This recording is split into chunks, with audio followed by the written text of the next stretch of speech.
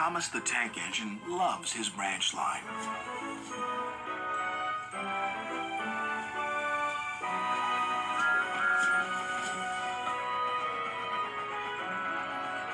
One day, when he stopped at a small station, some children looked sad. They've closed our playground and our favorite sand pit. Teacher says the sand is soiled and too dirty to play in. Please help us, Thomas. I'll see what I can do, replied Thomas kindly.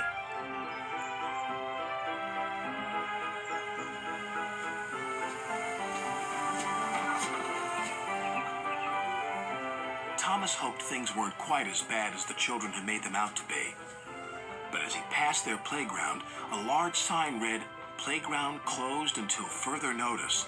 The children were right, thought Thomas sadly.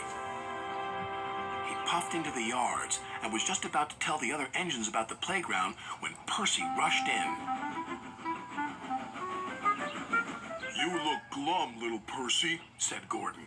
Sir Topham Hatt told Driver that he's using Harold to show a visitor the island instead of using any of us engines. "Despicable," said Gordon. "Disgusting," snorted Henry.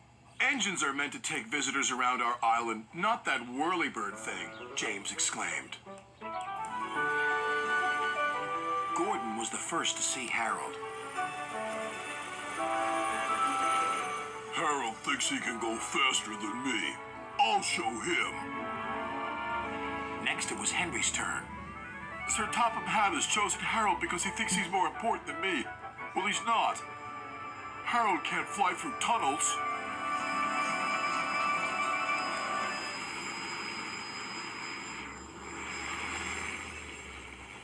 Percy stopped by a signal on his branch line near a field where sheep were grazing.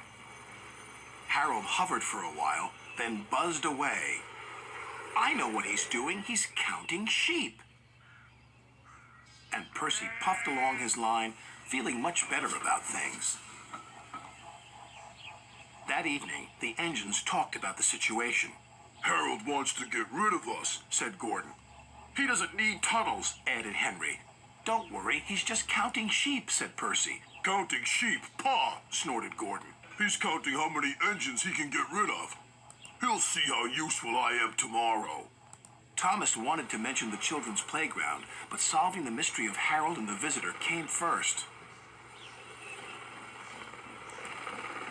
The next day, Gordon was traveling to collect his train.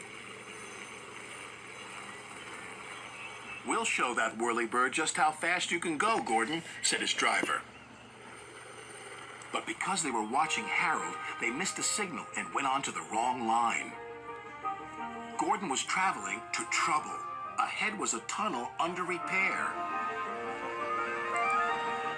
His driver reduced steam and braked hard. But it was too late.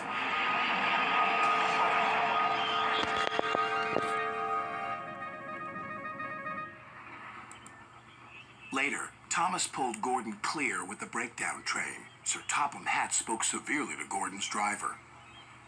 "Will Gordon be scrapped, sir?" asked Thomas sadly. "What makes you think that?" said Sir Topham Hatt. Thomas decided to pluck up courage. "Because the engines think the visitor is here to see if we can be replaced by Harold." Sir Topham Hatt laughed. "Well, the engines are wrong, and you shouldn't listen to rumors, Thomas. This gentleman is making a new playground for the children. It was easier to find a suitable site from up in the air." "And what's more," said the visitor, "that tunnel sand will be perfect for the playground. Sand we found by accident, you might say." Sir Topham Hatt still uses Harold to fly above the island. But all the engines know that Harold isn't spying on them. He is just being very useful.